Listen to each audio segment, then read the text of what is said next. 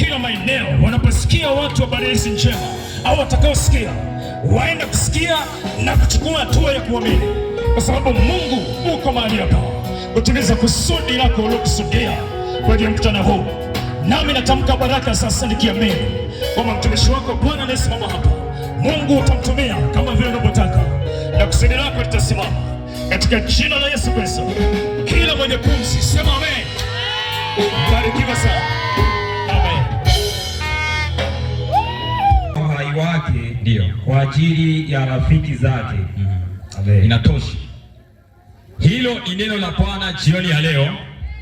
Tumeanza kusoma kwamba Mungu pamoja na kamati yote ya mbingu walikaa kikao ili wakuumbe wewe ambaye unanisikiliza, ili waniumbe mimi ambaye unanisikiliza jioni ya leo. Na hiyo habari inatueleza kwamba tuliumbwa kwanza kwa mfano, halafu tukimfanania Mungu wa mbinguni. Mwambie mwenzako jinsi ulivyokaa usijichukulie kawaida. Mwambie wewe ni mfano halisi wa Mungu Baba. Lakini yule mwanadamu pale alipoumbwa akaendelea kukaa kwanza katika uwepo wa Bwana, na baada ya siku kwenda akakosea mbele za Mungu, akakosea ile njia ya kukaa mbele za Bwana, akaenda kinyume na Mungu, akaishi katika mazingira ya dhambi. Biblia inaniambia kwamba mwanadamu akaanza kuabudu miungu mingine, akaanza kutenda dhambi mbele za Bwana. Hizi dhambi ambazo unaziona leo katika ulimwengu huu, mwanadamu wa kwanza naye alizitenda. Uzinzi ambao unaona watu walikuwa wakitenda, hadi kafika kipindi Mungu akasema Nuhu, tengeneza safina. Akawapa tangazo kama matangazo tunayotoa jioni ya leo mahali hapa, ya kwamba watu wote waingie ndani ya safina. Wakagoma. Walipogoma ikaja gharika, mvua kubwa sana. Hiyo mvua ilipokuja, watu wakawa nje, wakateketezwa na ile mvua. Na baada ya pale maisha ya mwanadamu yakaendelea, wakaendelea kuishi, wakaendelea kujishughulisha na mambo yao, na huko bado wakamkosea Mungu, wakaendelea kuabudu miungu mingine, wakaendelea kwenda kinyume na haki ya kimbingu, wakaachana na kutafuta uso wa Mungu.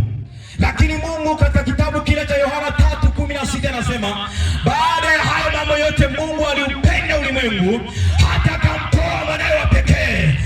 Akasema, mwanangu, katika kikao hiki namtafuta mmoja atakayeenda duniani, atakayependa kumkomboa mama yule, atakayependa kumkomboa baba yule, atakayependa kumkomboa kaka yule, atakayependa kumkomboa watu wa Ng'ong'ona.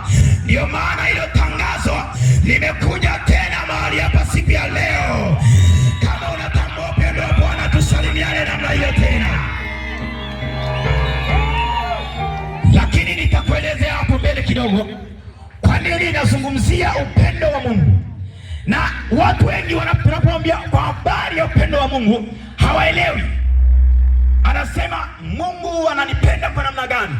Leo nitakufafanulia mdogo ni kwa namna gani Mungu anakupenda. Ukisoma katika Yohana 15:13 anasema ya kwamba hakuna mtu ambaye ana upendo kama huu wa kutoa uhai wake kwa ajili ya rafiki zake. Niamini hata rafiki uliokaa naye hapa hawezi kutoa uhai wake kwa ajili yako. Hawezi. Hata mimi usithubutu kuja kwangu, siwezi. Hawezi kaja kwangu kaniambia naomba mimi naumwa unipe figo. Nitakuombea kwa sababu yupo Yesu ambaye ana upendo na atakuponya. Mimi sina cha kusaidia, ila nina neema ya Bwana, ila upo uwepo wa Bwana ambao unaweza kukuponya. Amen. Sasa mwanadamu alipoishi katika dhambi hiyo, utabiri ukaanza. Wakaanza kutabiri kwamba atazaliwa Mwokozi, atazaliwa mfalme ambaye ataukomboa ulimwengu, atamkomboa mwanadamu kutoka katika misimu, atamkomboa mwanadamu kutoka katika miungu mikeni, atamkomboa mwanadamu katika laana, atashuka Yesu. Ndio utabiri ukatimia katika kitabu kile cha Yohana sura ya 3:16. Amekuja Yesu. Mungu alimtoa kwa upendo wake.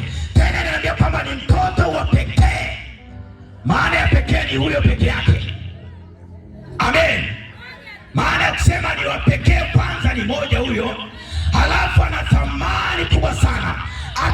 hata ile enzi akaja duniani, ile thamani yake ikabadilishwa kuwa mtumwa, ile thamani yake ikabadilishwa kuwa mwenye dhambi. Ingali akutenda dhambi yoyote, alikuwa akikupenda wewe ambaye ukitenda dhambi, alikuwa akipenda mwanadamu ambaye anatenda dhambi, akamchukua akasema, wewe sasa ukawe huru, mimi nikakae kwenye kiti cha kutenda dhambi kwa niaba yako.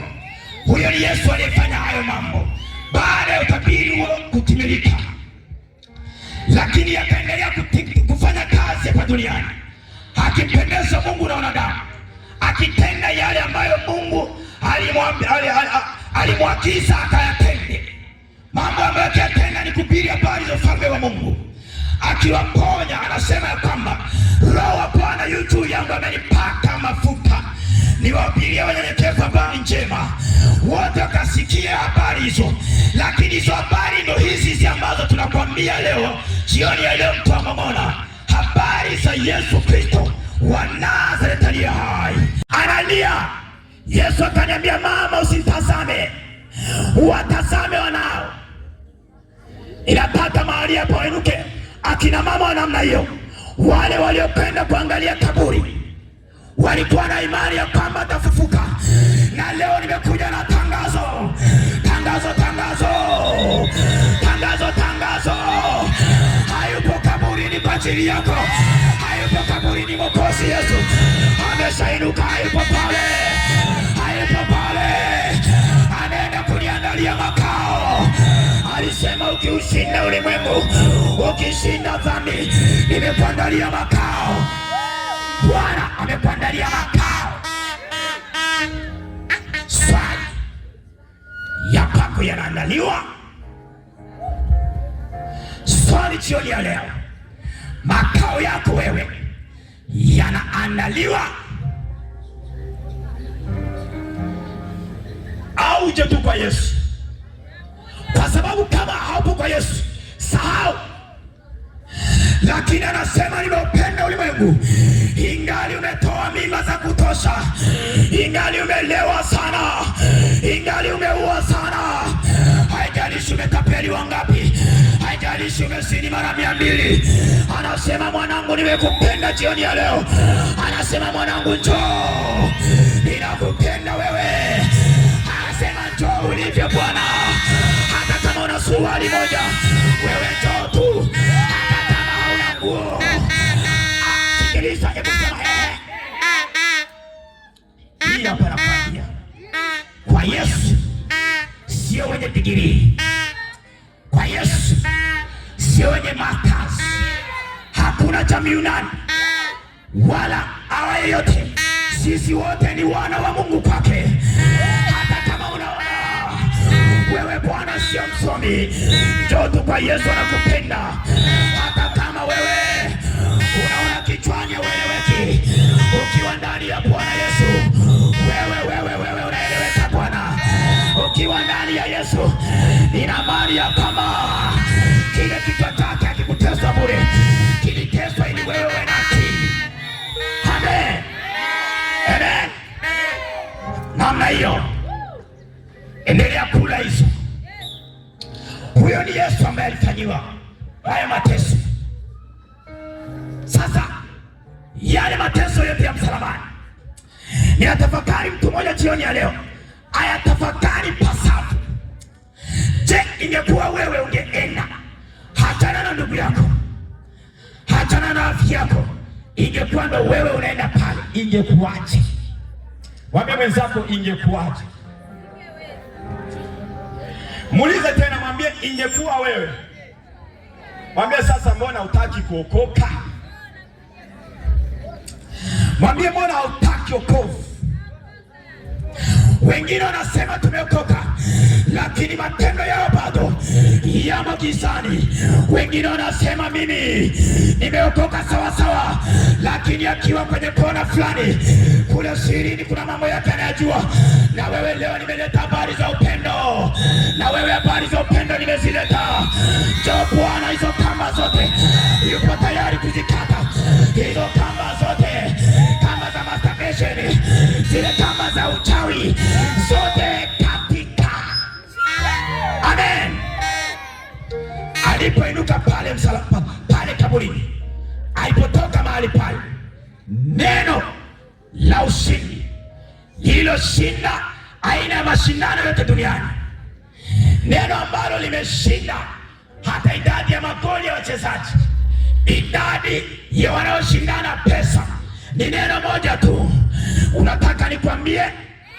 Unataka nikwambie neno gani? Imekwisha. Anasema imekwisha Bwana. Watu wa ujasi, imekwisha. Muda wa kukaa kwenye dhambi umeisha. Muda wa kufanya uzinzi umeisha. Muda wa ushirikina umeisha. Muda wa uchawi umeisha. Upendo wa Bwana umetuzunguka kama mawimbi. Upendo wa Bwana umetuzunguka. Imekwisha Bwana. Imekwisha. Na wale ambapo kwa Bwana wala tusiogope, yapo makao ambayo yameandaliwa kwa ajili yetu watumishi wa Bwana. Waimbaji yapo makao, wahubiri yapo makao, akina mama yapo makao, uhakika ninao. Anasema Yesu, niamini ni mimi, mkimwamini na Bwana anasema nimekwenda kuandalia, ameenda kukuandalia mahali ambapo tutakuwa tukipokelewa. Tabu za ulimwengu zote zitakuwa zimeondoka, mateso ya ulimwengu yote yatakuwa yameondoka. Kila kitu ni amani tele. Unapoenda kaskazini ni amani, kila upande ni amani, kwa sababu alisema wewe unaniamini, wewe huyo ni Yesu, sio mimi. Anasema unaniamini, yote yamekwisha, wewe ni mshindi. Yote yamekwisha, wewe ni mshindi. Swali tena, wewe ni mshindi? Kama bado haujakaa sawasawa, wewe sio mshindi. Wewe hauwezi utashinda. Utashinda ingali Yesu atakaa ndani mwako. Hawezi kuona ufalme wa mbingu. Ninakwambia injili ya namna hii, injili isiyochanganywa na takataka, injili isiyotumia mengine, bali habari ya Yesu peke yake. Ninazungumza habari za Yesu peke yake. Hakuna mwingine anayeweza kupenda. Nilifuatilia nchi moja, nikasikia mtu mmoja akasema mimi ni Yesu. Watu wakasema ha, wewe ni Yesu, hebu sema ha. Walimuuliza, je, wewe ni Yesu? Bahati nzuri wale watu, ghorofa zinafanya kazi, ghorofa zinafanya kazi. Wakamuuliza, je, tunaweza kusulubisha? Jamaa alipokumbuka maana ya kusulubishwa akasema no, akaingia mtini. Lakini Yesu akuingia mtini, ujue Yesu alikubali mpaka ya mwisho, akakubali mateso yote, akakubali kupigwa, mijeledi yote alivumilia, alihakikisha yatenda na ikamilisha. Amen, haleluya. Hebu sema ayaya, sema tena ayaya, sema tena ayaya. Sasa nataka nikuulize jambo moja. Kama yupo ambaye mtu alitoa